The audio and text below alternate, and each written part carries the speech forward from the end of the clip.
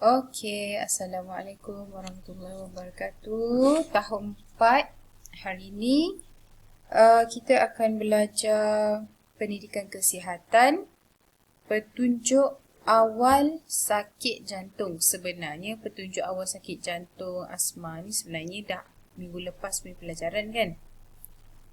Okay, before we start our class, I hope you can recite doa first. Okay, baca doa dulu. Ini pelajaran minggu lepas, macam misalnya katalah sakit jantung kan? Okay, mari baca sama-sama. Okay, tengok dia kata sakit jantung antara puncanya termasuklah pengambilan makanan yang berlemak secara berlebihan. Okay, apa makanan yang berlemak? Contohnya? Apa? Yang bisa nak, okey, contoh dia lah kulit ayam. Adakah itu makanan berlemak? Ya. Boleh ke makan? Boleh, tak ada masalah. Badan kita ni perlukan lemak juga. Kalau tak ada lemak, awak akan rasa tu yang bila awak terlampau kurus tak ada lemak, macam mana? Siapa yang akan membuatkan badan kita berasa panas tau kalau waktu sejuk. Kalau tak ada lemak, kita akan rasa menggigil-gigil lah sebab badan tak ada lemak. Jadi penting juga badan ada lemak ni, cumanya tidak boleh diambil secara berlebihan. Bila lemak diambil secara berlebihan, dah makan lemak banyak kan? Lepas tu kita tak exercise, kita tak aktif. Jadi lemak tu dia akan menyeliputi jantung. Itulah mulanya sakit jantung, tersumbat lah apalah, okey? Sebabnya salur darah tersumbat ni sebab lemak lah dia dah masuk dekat dalam salur darah tu. Jadi salur darah tu jadi sempit, dia tak boleh nak masuk. Okey. So kesan dia macam mana nak tahu sakit jantung ni? Dia kerap sakit dada, sesak nafas. Antara cara pencegahannya termasuklah kurangkan pengambilan makanan yang berlemak. Jangan ambil makan berlemak banyak sangat. Jangan terlebih-lebih. Boleh makan tapi kawal, kontrol. Okey, kemudian lakukan senaman secara berkala. Maksudnya dalam seminggu tu mesti ada 2 ataupun 3 kali sekurang-kurangnya. Okey, kemudian penyakit asma pula. Puncanya berlaku penyakit asma adalah alahan kepada habuk, asap dan bulu binatang. Contohnya kalau awak ada bela kucing ke kan, kat rumah kan. Kalau rumah berhabuk ke asap ke, dia sebenarnya punca dia daripada situ kena. Kemudian dia sebab asma ni dia berkaitan dengan saluran pernafasan. Okay? Dia tak boleh bernafas macam orang normal. Kalau orang normal bernafas macam biasa tak ada masalah kan. Dia apabila ada habuk asap dia akan jadi sesak nafas. So kesan dia apa? Dia suka bernafas tercungap-cungap dengan batuk. So kadang-kadang dia ada alat yang digunakan macam gas tau untuk dimasukkan supaya dia boleh kembali breathing normally, okay? Bernafas secara normal macam orang lain. Antara cara pencegahannya termasuklah elakkan berada di kawasan berasap dan berabuk, jaga kebersihan diri. Okay, ni recap je minggu lepas punya. Tajuk yang kita nak belajar ni pun sama juga, penyakit buah pinggang, diabetes. Okey, tak apa, ni recap jugalah. Antara puncanya termasuk penyakit buah pinggang ni apa? Okey, penyakit buah pinggang ni apabila dikurang minum air kosong dan pengambilan protein yang berlebihan. Okey, kemudian dia penyakit tekanan darah tinggi, diabetes dan batu karang. Punca buah pinggang ni rosak, dia kurang minum air kosong, pengambilan protein. Okey, protein yang berlebihan apa? Contoh protein. Ayam, telur, daging. Itu semua protein lah. Tapi dia ambil secara berlebihan. Dan kurang minum air. So, kenalah penyakit buah pinggang ni. Antara kesannya termasuklah kencing berdarah, sakit pada bahagian pinggang, kemerosotan berat badan, kulit kering dan cepat penat, mudah letih. Okey, antara cara pencegahannya, minum air kosong sekurang-kurangnya 2 liter sehari. Kurangkan pengambilan protein. Okey, kemudian kena bersenam. Diabetes ni adalah penyakit di mana penyakit kencing manis, pengambilan gula yang sangat tinggi.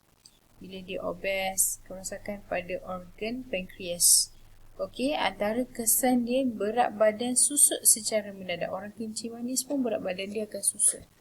Lepas tu penglihatan kabur dan boleh menyebabkan buta, mudah letih dan lesu, luka, lambat sembuh.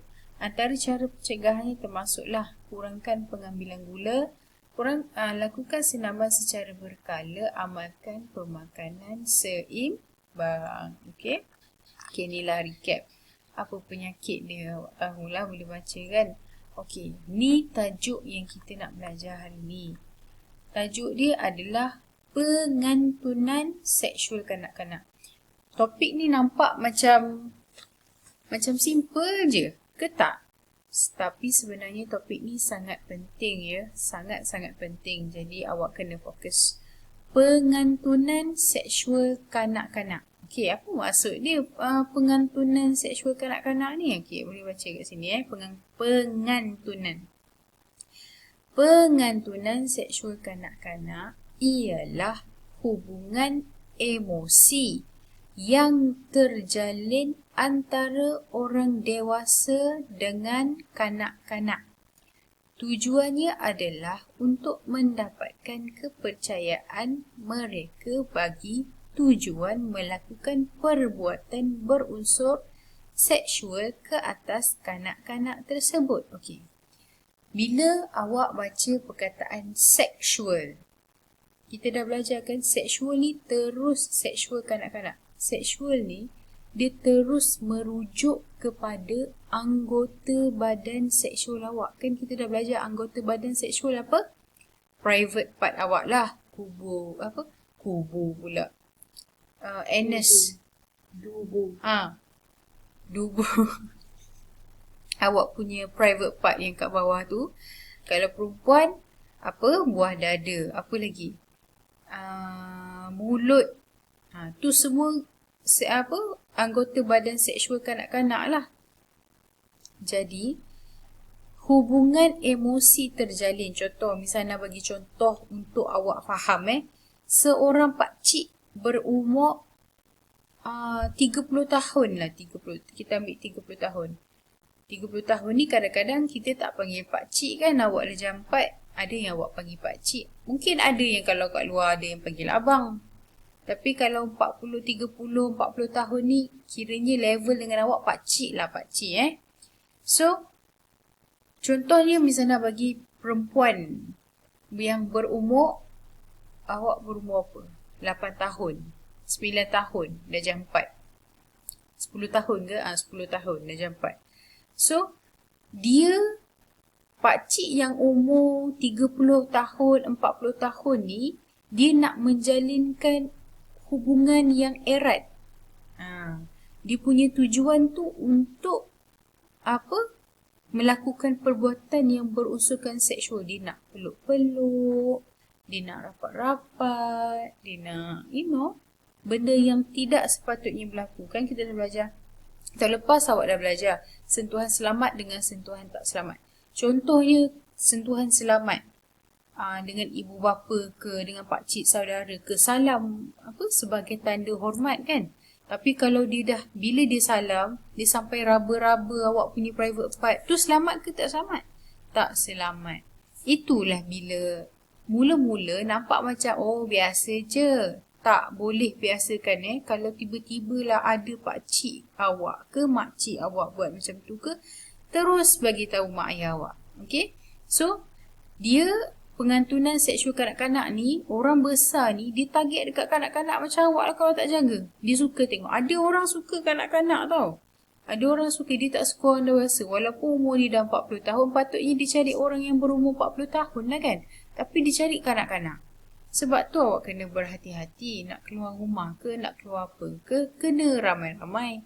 Kena bagi tahu mak ayah awak supaya benda-benda ni tak jadi. Awak tak tahu orang kat luar tu macam-macam perangai dia. Jadi inilah pengantunan seksual kanak-kanak. Tengok siapakah sasarannya. Pengantunan seksual kanak-kanak kerap terjadi kepada kanak-kanak yang selalu bersendirian atau kurang mendapat perhatian dan kasih sayang keluarga. Okey, siapa yang suka duduk sorang-sorang, keluar sorang-sorang, pergi mall tak mana-mana, tak bagi tahu mak ayah. Itu dia, ni orang dewasa ni suka dah tengok ni. Ini kalau ini baru kita masuk bab pengantunan seksual kanak-kanak. Belum lagi bab kalau dia nak jual kanak-kanak tu.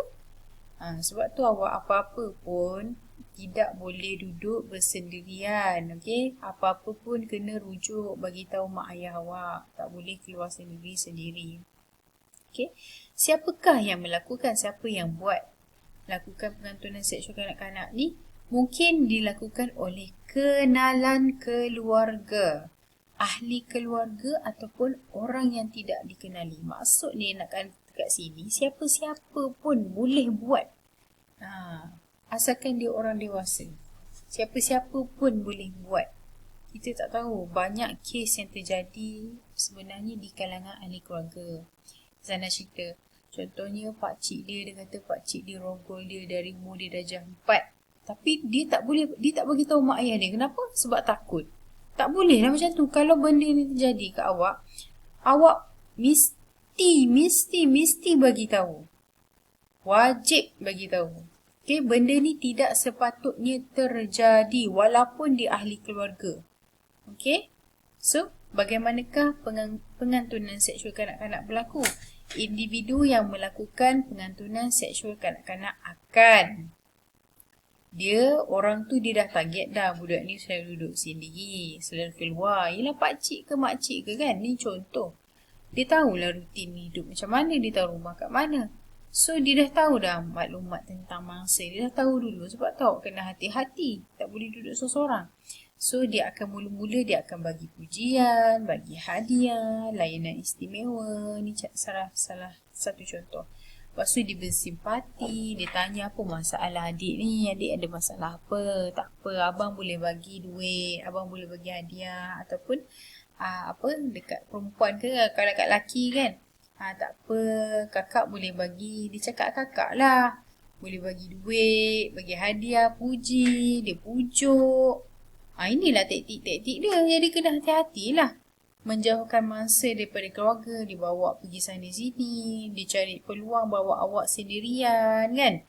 So lepas tu baru dia start melakukan sentuhan fizikal tanpa disedari. Awak tak sedar dah sebab dia dah bagi macam-macam ni, rasa-rasa baik je lah. Jadi sebab itulah kena hati-hati, inilah pengantunan seksual kanak-kanak. Okey. So, untuk hari ni je lah yang awak belajar. Jadi, apa yang Miss Hana nak awak buat, ni kan muka surat ni, 90 ni, tengok muka surat 90. Salin nota muka surat 90 ni dekat dalam buku exercise awak. Kemudian, daftar kehadiran dekat dalam Google Form. Itu sahaja untuk kelas hari ini. Terima kasih.